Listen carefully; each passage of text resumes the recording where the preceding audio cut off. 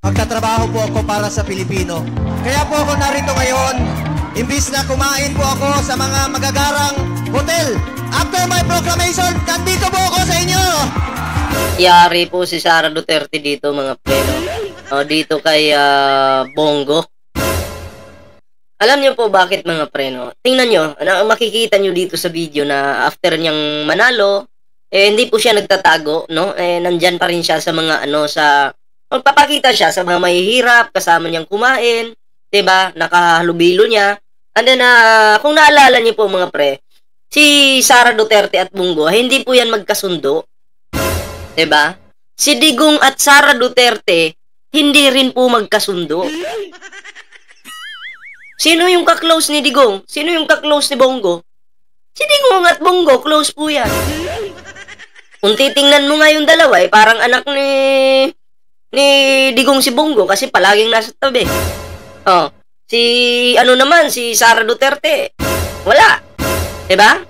And then kung naalala nyo pa, mga pre, si Baste, nagsalita, nagparinig kay Bongo. Minention po talaga si Bongo.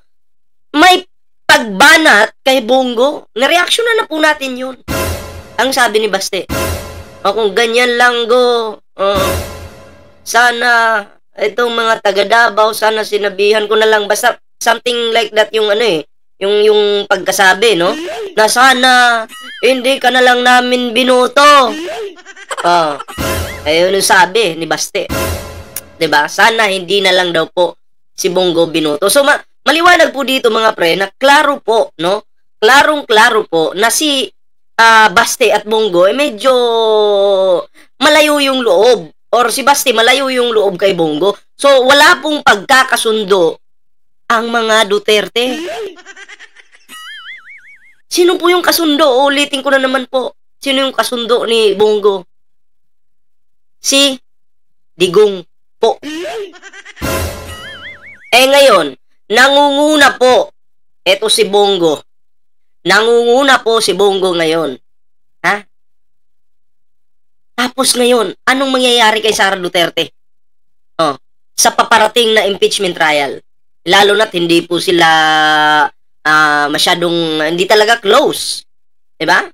Hindi ko alam kung, bakit nga ba may samaan sila ng loob? Bakit?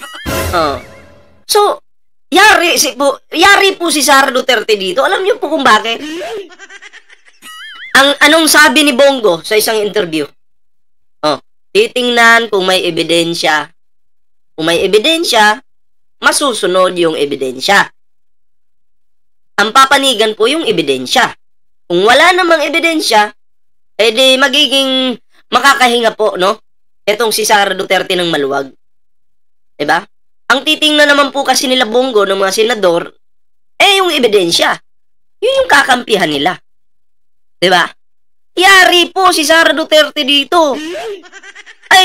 Yung Sara nyo, pag ito'y na-impeach at may ebidensya, solidong ebidensya na nailatag dyan sa Senado, yari po si Sara Duterte, mauudlot po yung kanyang pagka-presidente o pagtakbo niyang presidente sa 2028. Kasi pag na-impeach po si Sara Duterte, kahit anong sangay po ng gobyerno, bawal na po siyang tumakbo kahit tanod pa. Yan po yung klaro dyan. So, ito po yung bibigyan natin ng reaksyon ngayon. Itong video po ni Bongo, no? Yari si Sara dito, patungkol kay Bongo. Hindi kasi sila magkasundo, no? Si Bongo, tahimik lang naman tong tao na to, no? Si Sara Duterte kasi mahilig ito. Hindi ko alam, si Basti nagpaparinig.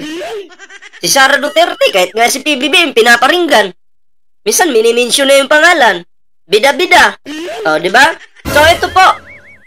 Ito po yung bibigyan natin na reaksyon ngayon, mga pre, no? Pero, syempre, bago po tayo magtuloy-tuloy sa ating reaksyon, ayan, kung bago ka pa lang po, dito sa ating YouTube channel, huwag kalimutang mag-like, share, and subscribe para naman po maging updated kayo sa lahat ng mga uploads natin. Syempre, meron po tayong Facebook page, Ballpoint Man 2.0. Huwag niyo pong kalimutang i-follow ang ating Facebook page. And maraming salamat po sa inyong lahat, mga pre. Siyempre, meron din po tayong Timberador. Ayan na, Maraming salamat sa mga bago po nating subscribers dyan. Maraming salamat po.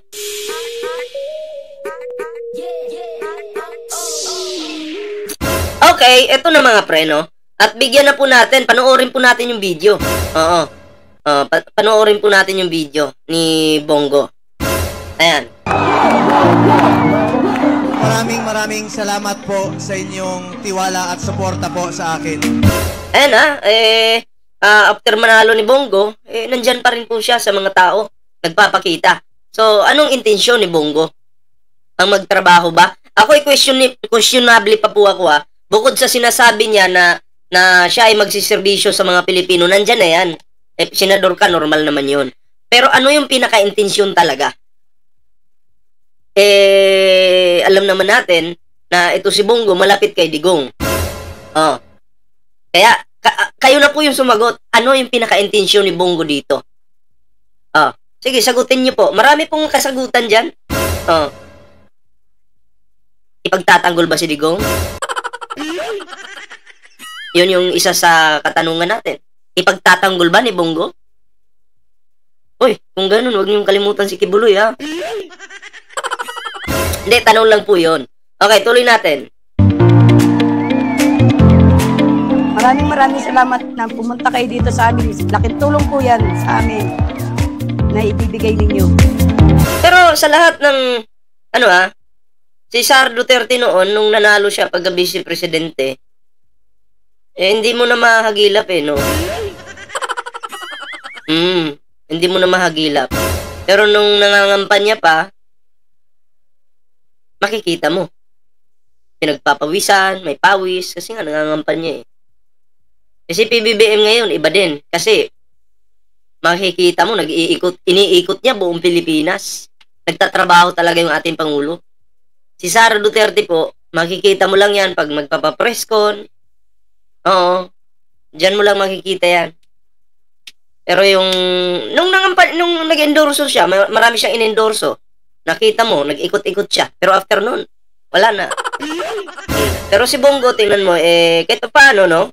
Yan yung hinahanap ng mga tao. Yung after mong manalo, huwag mo silang kalimutan. Balikan mo pa rin. Diba?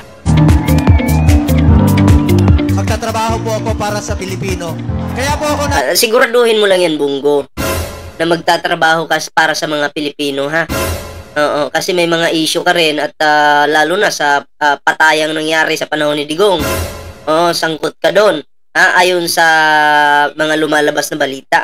At siguraduhin mo lang na talagang para lang sa Pilipino yung pagtatrabaho mo. Hindi para sa mga incheck, hindi para sa mga nagpapasok ng pulburon dito sa ating bansa. Sana hindi ka maging protector nila. Ang protektahan mo, mga Pilipino, kasi yan yung nagluklok sa'yo dyan. Sana lang wag mong kalimutan yun. Narito ngayon, imbis na kumain po ako sa mga magagarang hotel. After my proclamation, nandito po ako sa inyo. Sino nakagawa niyan? Si PBBM lang po. Pagka panalo ni PBBM, nag-ikot-ikot. Nagsimula nang magplano anong makakabuti sa ating bansa. Inikot niya buong Pilipinas kung anong problema. Diba? Dapat ganun. Pero si Sara Duterte, nasan? Abay, nag-Germany. Diba? Sana all. Pag may baha, hindi mo makikita si Sara.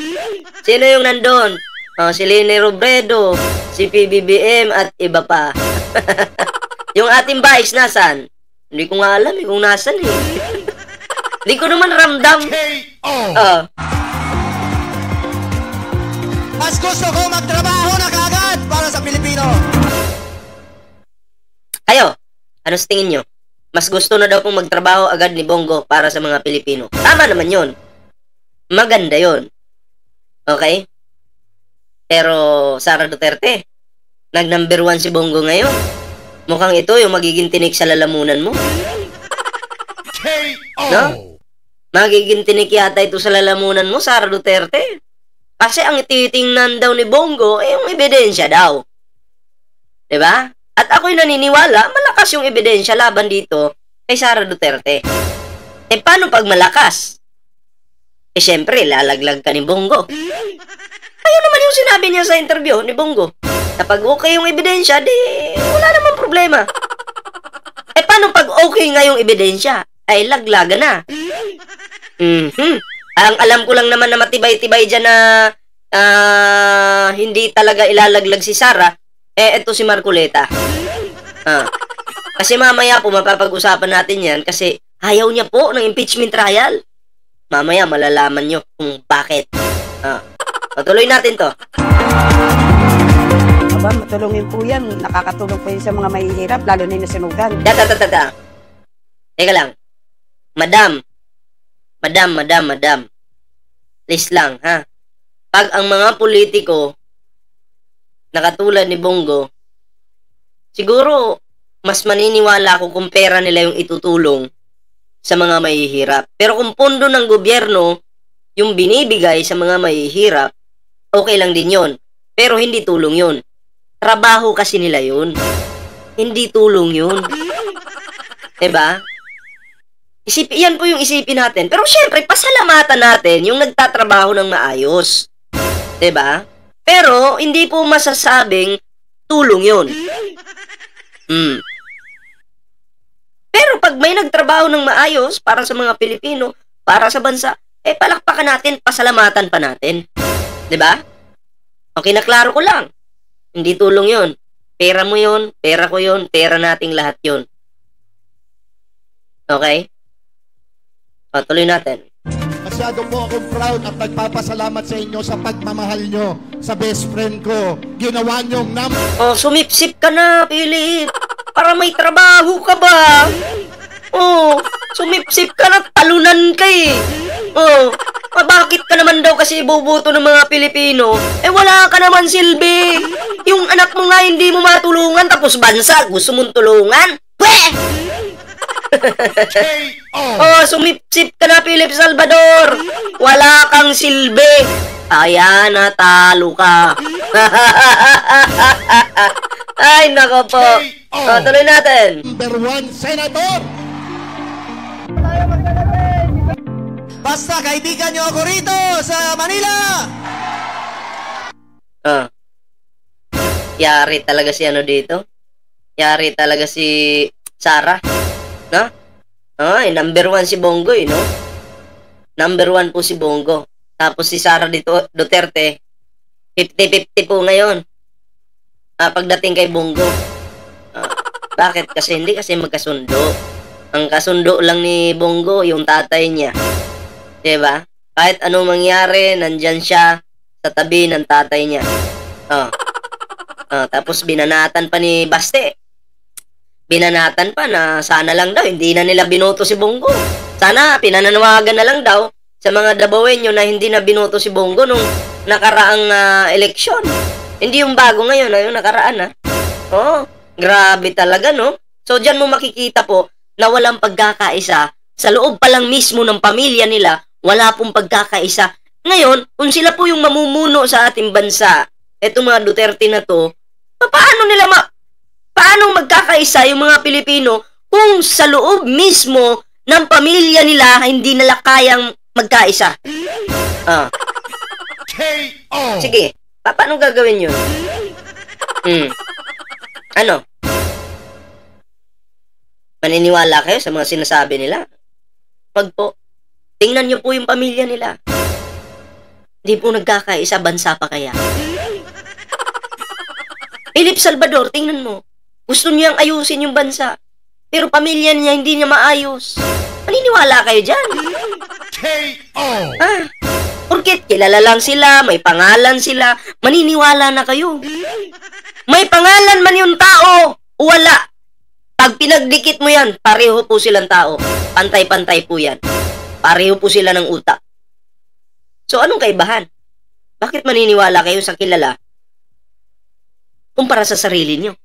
Mag-isip kayo. Diba? Anyway, mga pre, yun lang muna yung ating video. Pero syempre, no? Abangan nyo mamaya yung mga updates natin, yung mga susunod nating uploads, no? Nako, ayan bago po tayo magtapos sa ating video, ayan, kung bago ka pa lang dito sa ating YouTube channel, huwag kalimutang mag-like, share, and subscribe para naman po maging updated kayo sa lahat ng mga uploads natin. And syempre mga pre, ayan meron po tayong Facebook page, Ballpoint Man 2.0. Huwag nyo pong kalimutang i-follow mga pre. Ayan syempre may Team Birador po. So yun lang muna yung ating video. Kita-kits po sa susunod na video.